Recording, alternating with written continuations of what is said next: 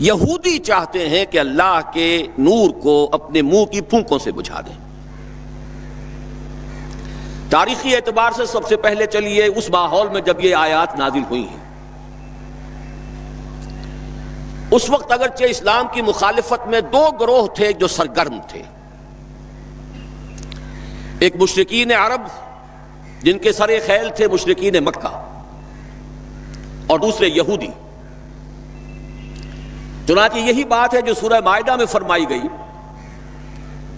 لَتَجِدَنَّ أَشَدَّ النَّاسِ عَدَاوَةً لِلَّذِينَ آمَنُوا الْيَهُودَ وَالَّذِينَ أَشْرَكُوا، تم پاؤ گے کہ اہل ایمان سے دشمنی میں شدید ترین تمام انسانوں میں یہودی ہیں اور مشرک ہیں۔ مکے کے مشرک یا جزیرہ نما عرب کے مشرک اس وقت جن کے سر خیل تھے، جن کے لیے قرآن مجید میں سورہ توبہ میں ائمہ کا لفظ آیا ہے، فَقَاتِلُوا أَئِمَّةَ الْكُفْرِ، ایک طرف وہ تھے جو شدید مخالف اور دوسری طرف یہودی، لیکن ان دونوں کی مخالفت کے انداز میں فرق تھا۔ یہ نوٹ کرنا چاہتا ہوں میں آج، اچھی طرح سمجھ لیجئے۔ پہلا فرق یہ تھا کہ مشرکین عرب سامنے سے وار کرتے تھے جمع مردی کے ساتھ، ان کے مقابلے میں ان کی مخالفت میں کمینگی نہیں تھی۔ وہ اپنے باطل معبودوں کے لیے بھی گردن کٹا رہے تھے۔ ابو جہل نے کہا تھا ذرا نیچے سے گردن کاٹنا تاکہ اونچی نظر آئے کہ سردار کی گردن ہے، جب تم کسی چیز پر اس کو اوپر لٹکاؤ گے۔ 70 جانیں انہوں نے پیش کی ہیں بدر میں اپنے دین باطل کے لیے اور اپنے معبودان باطل کے لیے۔ اس کے برعکس یہودیوں کی مخالفت تھی کمینگی والی مخالفت، ان میں مقابلے کی ہمت نہیں تھی، جرأت نہیں تھی۔ لا یقاتلونکم جمیعا، سورہ حشر میں فرمایا یہ یہودی کبھی تم سے مسلمانوں جمع ہو کر جمعیت کی شکل میں ڈٹ کر میدان میں آ کر مقابلہ نہیں کر سکیں گے، الا فی قرى محصنۃ او من وراء جدر، بڑے مضبوط قلعہ بندیوں میں اپنے آپ کو محفوظ کر کے اور فصیلوں کے پیچھے سے، دیواروں کے پیچھے سے، عورتوں کی طریقے سے پتھراؤ کریں گے، اس کے سوا کچھ نہیں کر سکتے۔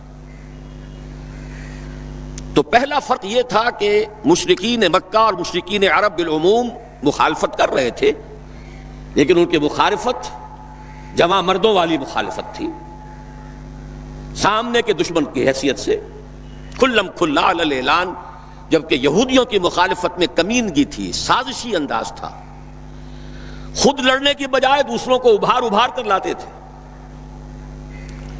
اور دوسرا بڑا فرق کیا تھا؟ اس پہلے فرق کو تو نمایاں کیا اسی لفظ سے کہ گویا کہ اپنے منہ کی پھونکوں سے بجھانا چاہتے ہیں۔ ابو جہل بھی بجھانا چاہتا ہے اللہ کے نور کو، لیکن اپنے زور بازو کی بنیاد پر۔ اور یہ لوگ کردار کے اعتبار سے اتنے گر چکے ہیں کہ زور بازو کی بنیاد پر نہیں، منہ کی پھونکوں سے بجھانا چاہتے ہیں۔ بہترین تعبیر کی ہے اس کی مولانا ظفر علی خان نے کہ نور خدا ہے کفر کی حرکت پہ خندہ زن، پھونکوں سے یہ چراغ بجھایا نہ جائے گا۔ دوسرا فرق یہ تھا کہ اگرچہ مشرکین میں بھی ایسے لوگ تھے جو پہچان چکے تھے کہ محمد اللہ کے رسول ہیں، سچے ہیں، صادق ہیں، لیکن وہ استثنائی معاملات تھے، وہ غافل تھے۔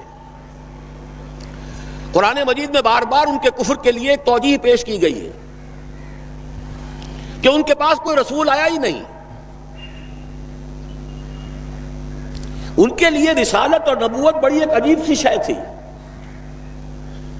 وہ چیزیں ان کے ذہن سے بالکل خارج ہو چکی تھی۔ لیکن یہود کا معاملہ اس کے برعکس تھا، وہ 100% پہچانتے تھے محمد رسول اللہ کو صلی اللہ علیہ وسلم، بالخصوص ان کے علماء، یعرفونہ کما یعرفون ابناءہم، پہچانتے ہیں اسے جیسے کہ اپنے بیٹوں کو پہچانتے ہیں، علی وجہ البصیرۃ، وہ کسی مغالطے میں نہیں تھے، پوری ڈٹائی کے ساتھ پہچانتے ہوئے۔ آپ کو تو معلوم ہے کہ حضور صلی اللہ علیہ وسلم کی جو نشانیاں ہیں ان کا تو معاملہ بہت آگے کی بات ہے۔ حضور کے ادنا رفقا کا معاملہ کیا تھا کہ حضرت عمر رضی اللہ تعالیٰ عنہ کے بارے میں پوری ان کی صفات ان کے ہاں موجود تھیں، اور عیسائی علماء نے ان کے ساتھ ٹیلی کر کے ہی حضرت عمر کو سامنے کھڑے ہو کے دیکھ کر اور پھر جو ہے یروشلم کا قبضہ دیا تھا کہ ہاں یہ وہی درویش بادشاہ ہے جس کا ذکر موجود ہے ہماری کتابوں میں کہ یروشلم اس کے ہاتھوں فتح ہوگا۔ تو یہ دو فرق ذہن میں رکھیے، یریدون لیطفئوا نور اللہ بافواہہم واللہ متم نورہ۔ دوسری بات جو سوچنے کی ہے اس آیت میں کہ نور اللہ سے مراد کیا ہے؟ اللہ کا نور ایک اعتبار سے ذہن منتقل ہوتا ہے قرآن حکیم کی طرف۔ نور اصل میں قرآن مجید میں ہدایت کے لیے بھی آتا ہے، تورات کے لیے آیا فیہا ہدی و نور، انجیل کے لیے آیا فیہ ہدی و نور، روشنی ہی سے انسان راستہ دیکھ سکتا ہے۔ الہدا قرآن حکیم، ہدایت کاملہ، اس کے لیے خاص طور پر لفظ آیا ہے۔ سورہ تغابن میں فرمایا فآمنوا باللہ ورسولہ والنور الذی انزلنا واللہ بما تعملون خبیر۔ ایک مفہوم تو یہ ممکن ہے قرآن مجید کے اس اصول کے تحت کہ القرآن یفسر بعضہ بعضا، ویسے یہ کہ اس کا عام مفہوم اسلام، ہدایت، جس معنی میں چاہے لے لے، لیکن میرا ذہن زیادہ جس چیز کو قبول کر رہا ہے وہ ایک ایسے شخص کی تعبیر ہے جو اگرچہ کوئی معروف عالم دین نہیں تھا، میں نہ عارف نہ مجدد نہ محدث نہ فقیہ، اقبال اپنے بارے میں صاف کہہ رہا ہے، میں نہ عارف نہ مجدد نہ محدث نہ فقیہ، لیکن واقعہ یہ ہے اور آپ کے علم میں ہوگا، میرا موقف یہ ہے اس دور میں قرآن مجید کا نور بصیرت اللہ تعالیٰ نے بڑے وافر پیمانے پر انہیں عطا کیا تھا۔ انہوں نے تعبیر کیا ہے اس نور کو نور توحید سے، چنانچہ یہ اتمام کا لفظ اس کے ساتھ واللہ متم نورہ، جواب شکوہ کے شعر میں کہ وقت فرصت ہے کہاں کام ابھی باقی ہے، نور توحید کا اتمام ابھی باقی ہے۔ واللہ متم نورہ ویابی اللہ الا ان یتم نورہ، یہ بھی نوٹ کر لیجئے، عربی زبان میں شدید تاکید کرنی ہو تو اس میں فاعل کی شکل میں لایا جاتا ہے، واللہ یتم نورہ بھی ہو سکتا تھا، نہیں واللہ متم نورہ، کر کے رہے گا۔ اور پھر اس کو منفی اسلوب میں بھی بیان کر دیا تاکہ کوئی شک و شبہ نہ رہے، مثبت بھی آ گیا واللہ متم نورہ، اور منفی ویابی اللہ الا ان یتم نورہ، اللہ کو ہرگز منظور نہیں ہے مگر یہ کہ وہ اپنے نور کا اتمام فرمائے۔ وقت فرصت ہے کہاں کام ابھی باقی ہے، نور توحید کا اتمام ابھی باقی ہے۔ میں چونکہ یہاں اسی تعبیر کو اختیار کر رہا ہوں، اس کے اعتبار سے ایک سوال پیدا ہوتا ہے، کیا نور توحید کسی بھی اعتبار سے نامکمل تھا، ناقص تھا، جس کے اتمام اور تکمیل کی ضرورت تھی؟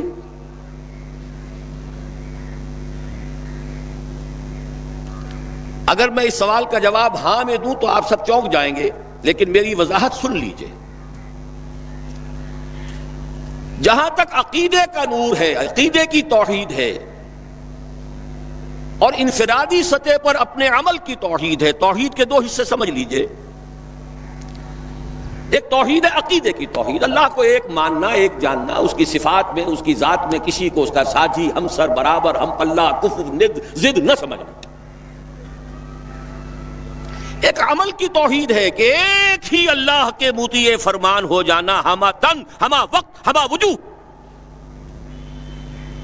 مخلصین لہ الدین، یہ عملی توحید ہے۔ تو عقیدے کی توحید اور انفرادی سطح پر عمل کی توحید ہر دور میں مکمل رہی، حضرت آدم کی بھی مکمل تھی، حضرت نوح کی بھی مکمل تھی، تمام انبیاء کرام کی مکمل تھی، نہ ان کی عقیدے کی توحید میں کوئی کسر ہو سکتی تھی، نہ انفرادی سطح پر عمل کی توحید۔ لیکن ایک توحید ہے اجتماعی سطح پر عمل کی توحید، پورے نظام زندگی کا اللہ کے حکم کے تابع ہو جانا، یہ ابھی مکمل ہونا تھا، اس کی تکمیل ہونی تھی۔ افراد موحد تھے اپنی زندگیوں میں بھی، اپنے عقیدے میں بھی. نظام جیسا آج آپ غور کیجئے، بڑے بڑے فن خواہ موحد موجود ہیں ہمارے ہاں. فن خواہ سمجھتے ہیں اپنے آپ کو کہ معلوم ہوتا ہے شرک ہمارے قریب بھی نہیں آ سکتا. اجتماعی سطح پر ہم سب مشرک ہیں، پوری قوم مشرک ہے، مشرکانہ نظام ہے. جب تک وہ یکون الدین کلہ للہ نہیں ہوتا یہ نظام مشرکانہ ہے، قانون اللہ کا نہیں ہے. آپ کی عدالتوں میں اللہ کے حکم کی کوئی حیثیت نہیں ہے، آپ کی منڈیوں میں اور بازاروں میں اللہ کا حکم نہیں چلتا ہے. معلوم یہ ہوا کہ ایک ہے اجتماعی توحید. کچھ مواقع ضرور آئے ہیں تاریخ انسانی میں جبکہ اجتماعی توحید بھی ہوئی. حکومت قائم ہوئی حضرت داؤد کی اور حضرت سلیمان کی، وہ اجتماعی توحید کی تھی. لیکن ایک بات نوٹ کر لیجئے گا، یہ میرا اصل میں کل کی تقریر کا موضوع ہے. یہ کام تاریخ انسانی میں صرف ایک مرتبہ ہوا ہے کہ ایک فرد واحد اپنی دعوت کا آغاز کرے اور تمام مراحل سے گزار کر اپنی اس دعوت اور تحریک کو اور توحید کامل تک معاشرے کو پہنچا دے. یہ اس سے پہلے کبھی نہیں ہوا. حضرت داؤد کو تو راہ چلتے حکومت مل گئی تھی، جنگ تو ہو رہی تھی حضرت طالوت اور جالوت کی. وہ تو ایک گڈریا اپنا گوپیا لے کر آ گیا ہے وقت پر اتفاقاً، اور اس گوپیے کی جو پتھر تھا وہ جالوت کے آنکھوں کے اس کی زرہ میں جو سوراخ تھا اس میں سے ہو کر اس کے بھیجے میں گزر گیا، مارا گیا، حکومت مل گئی. کیا حضرت داؤد ایک داعی کی حیثیت سے سامنے آئے تھے؟ کیا انہوں نے اپنی کوئی جماعت بنائی تھی؟ کیا ان مراحل سے گزرے تھے؟ قطعاً نہیں. صرف ایک مرتبہ ہوا ہے تاریخ انسانی میں، اور وہ محمد الرسول اللہ صلی اللہ علیہ وسلم. فرد واحد سے بات شروع کر کے یہ جو آتا ہے خطبات جمعہ میں آپ سنتے وحد اللہ، توحید باب تفعیل سے، اور اپنی توحید کو خالص کرو اور خالص کرو اور خالص کرو اور خالص کرو، شرک سے اسے ہر اعتبار سے پاک کر دو. یہ تو پوری زندگی کا لائف لانگ ایفرٹ ہے. آخری امتحان توحید کا جو لیا ہے ابراہیم کے رب نے. دیکھیں اس بوڑھے کے دل میں کہیں اپنے بیٹے کی، اکلوتے بیٹے کی محبت تو ہم سے زیادہ نہیں ہو گئی. کیسے کیسے امتحانات سے گزر چکا وہ بوڑھا، کیسے کیسے امتحانات. لیکن آخری امتحان دعائیں مانگ مانگ کر بیٹا لیا تھا. فلما بلغ معه السعی، اور جب اب ذرا ہاتھ بٹانے کے قابل ہوا، کہیں اس کی محبت ہماری محبت سے زائد تو نہیں ہو گئی. انی ارا فی المنام انی اذبحک فانظر ماذا تری. اسی لیے جو آتا ہے قرآن مجید میں بار بار حضرت ابراہیم کے لیے آخری سند کے الفاظ آتے ہیں وما کان من المشرکین، شرک کے ہر شائبے سے پاک. تو یہ توحید عملی اجتماعی سطح پر ہونی باقی تھی. اس کا تعلق ہے اگلی آیت سے. یہ کب ہوگی؟ هو الذی ارسل رسولہ بالہدی ودین الحق لیظہرہ علی الدین کلہ ولو کرہ المشرکون. اللہ نے اپنے ان آخری رسول کو محمد صلی اللہ علیہ وسلم کو تو بھیجا ہی ہے الہدا، وہ دین حق اور الہدا اور دین حق دے کر تاکہ غالب کریں. جب تک دین غالب نہیں توحید ناقص ہے. عقیدے کی توحید ہو سکتا ہے کہ ہو، انفرادی سطح پر بھی ہو سکتا ہے، ایک آدمی جہاں جہاں بھی اللہ کا حکم مان سکتا ہو مان رہا ہو، لیکن آخر وہ کسی قوم کا فرد ہے، کسی ریاست کا شہری ہے، کسی خاندان کا فرد ہے، چہار طرف سے جکڑا ہوا ہے رشتوں میں اور تعلقات میں. اس کی زندگی کے کتنے گوشے ہیں کہ جن کو ابھی وہ مشرکانہ نظام اپنی گرفت میں لیے ہوئے ہیں. یہ در حقیقت اسی وقت ہوگا جبکہ اللہ کا دین غالب ہو جائے. هو الذی ارسل رسولہ بالہدی ودین الحق لیظہرہ علی الدین کلہ ولو کرہ المشرکون. مشرک تو کبھی پسند نہیں کریں گے. یہاں ذرا شرک کو سمجھ لیجئے، یہ شرک صرف عقیدے کا نہیں. آج کا سب سے بڑا شرک کیا ہے؟ اللہ کا اللہ کو دو، ریاست کا ریاست کو دو. یہ سیکولر نظام ہے، یہاں پر جو ہے حاکمیت عوام چلے گی. جاؤ مسجدوں میں اللہ کا حکم نافذ کر لو.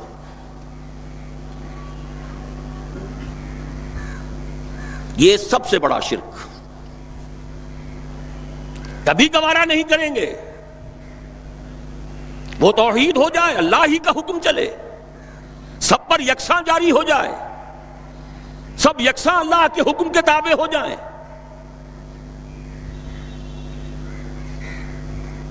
وَلَوْ كَرِهَ الْمُشْرِكُونَ، مشرک کبھی نہیں چاہیں گے، لیکن ان کی مخالفت کے علی الرغم، ان کی ساری ریشہ دوانیوں کے باوجود، ان کی تمام سازشوں کے باوجود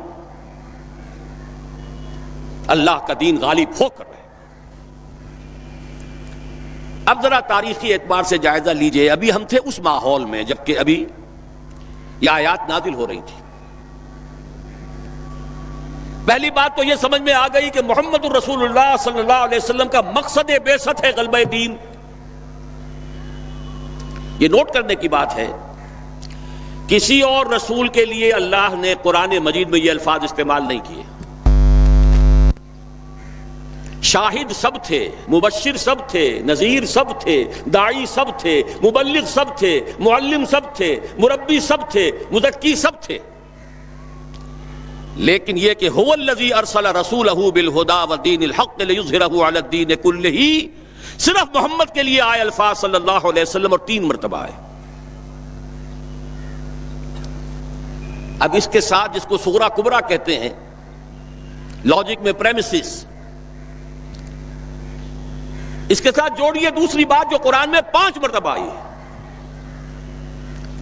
اگرچہ وہ آئی ہے ذرا مختلف الفاظ میں. کہیں فرمایا وَمَا أَرْسَلْنَاكَ إِلَّا رَحْمَةً لِّلْعَالَمِينَ،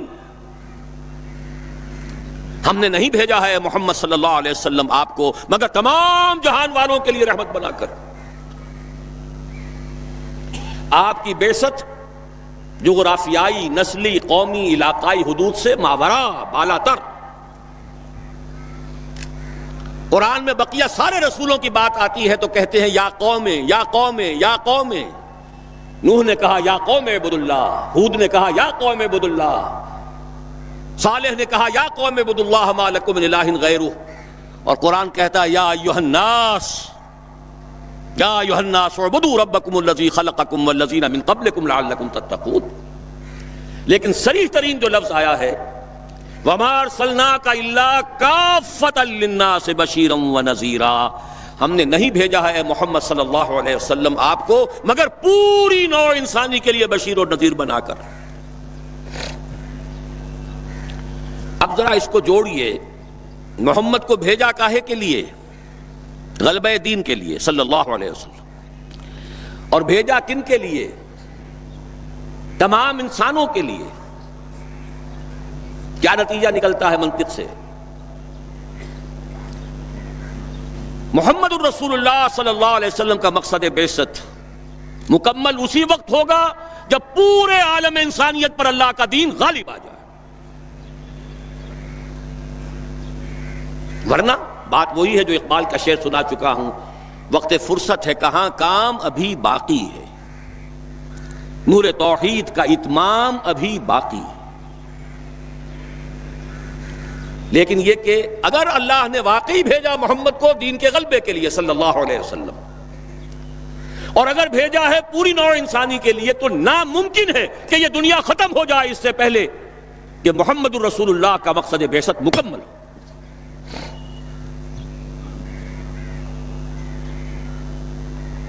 یہی بات ہے کہ جس کی خبر پیشن گوئی کے طور پر قرآن میں تو نصوص ہیں، لیکن ان سے نتیجہ نکالنا پڑے گا.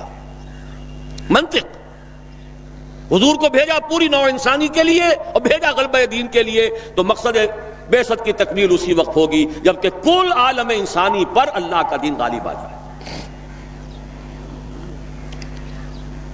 اسی کے ساتھ اب ذرا یاد کیجئے سورہ نور کی آیت، جس کو اللہ کے فضل و کرم سے ہم نے کافی عام کیا ہے.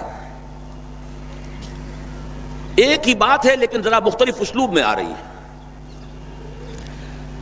وعد اللہ الذین آمنوا منکم وعملوا الصالحات لیستخلفنہم فی الارض. وعد اللہ الذین آمنوا منکم، یہاں منکم پر ذرا زور دیجئے. کن سے خطاب ہو رہا ہے؟ مسلمانوں سے. لیکن ان مسلمانوں کے لیے دو کوالیفیکیشنز، دو پری کنڈیشنز. اے مسلمانوں، اللہ کا وعدہ ہے تم میں سے ان سے جو ایمان اور عمل صالح کا حق ادا کر دے. انکنڈیشنل نہیں ہے. وعد اللہ الذین آمنوا منکم وعملوا الصالحات، ایمان اور عمل صالح کا حق ادا کر دو تو اللہ کا وعدہ ہے. اور وعدہ کتنا مؤکد ہے، نون مشدد کے ساتھ تینوں دفعہ، اور ایک ہی بات کو تین اسلوبوں میں. لَيَسْتَخْلِفَنَّهُمْ فِي الْأَرْضِ،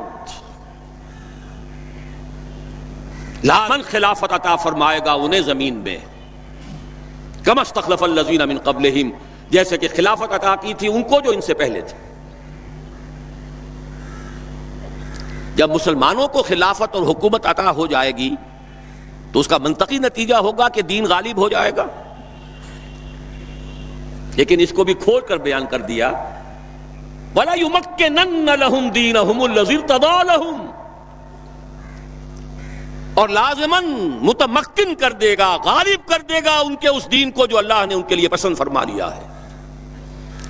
الْيَوْمَ أَكْمَلْتُ لَكُمْ دِينَكُمْ وَأَتْمَمْتُ عَلَيْكُمْ نِعْمَتِي وَرَضِيتُ لَكُمُ الْإِسْلَامَ دِينًا. اچھا، جب مسلمانوں ہی کی حکومت ہو جائے گی، دین کا غلبہ ہو جائے گا، تو ظاہر بات ہے مسلمانوں کے لیے بندشیں اور خوف تو ختم ہو گئے. اس کو بھی واضح الفاظ میں وَلَا يُبَدِّلَنَّهُم مِّن بَعْدِ خَوْفِهِمْ أَمْنًا، ان کی خوف کی حالت کو امن اور سکون سے بدل دے گا، کوئی خوف نہیں ہوگا. اب یہاں فرمایا یعبدوننی لا یشرکون بی شیئا، تب جا کر وہ ان کی عبادت اس درجے میں مکمل ہوگی کہ اس میں شرک کی کوئی آلائش باقی نہیں رہے گی. جب تک نظام پورا اللہ کے دین کے تابع نہیں، شرک موجود ہے. عقیدے کا شرک ختم ہو چکا، انفرادی سطح پر موحد بن چکے. لیکن یہ تو تین کام جب ہوں گے کہ اللہ کا دین غالب ہو جائے، اللہ کی حکومت اور مسلمانوں کی خلافت قائم ہو جائے، تب کہیں جا کر وہ بات ہوگی لا یشرکون بی شیئا، پھر شرک کا ہر شائبہ ختم. وَيَكُونَ الدِّينُ كُلُّهُ لِلَّهِ، دین کل کا کل اللہ کے لیے ہو جائے گا.